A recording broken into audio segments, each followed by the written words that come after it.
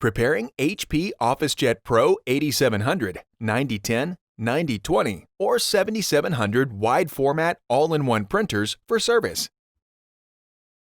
If you need to send your printer to HP for service, remove the printhead assembly and set it aside. You will reinstall the printhead in the printer when it is returned.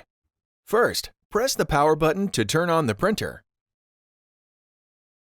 Open the cartridge access door. The carriage assembly will move to the center of the printing area. Reach inside the printer and raise the locking lever to release the printhead assembly. Remove the printhead assembly from the printer. Place the printhead assembly upside down on a flat surface. Lower the locking lever back into position. Close the cartridge access door. Press the power button to turn off the printer and wait for the printer to shut down. Unplug the power cord. The printer is now ready to be sent out for service.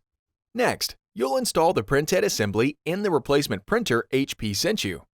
Remove the replacement printer from the box and shipping materials.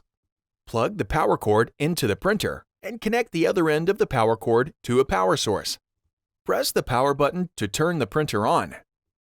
A message will display on the control panel indicating that the printhead is not installed. Open the cartridge access door. The carriage will move to the center of the printing area. Raise the locking lever on the side of the carriage. Holding the printhead by the sides with the electrical contacts towards the printer, lower the printhead into the printer until it is seated into position. Lower the lever to lock the printhead assembly in place.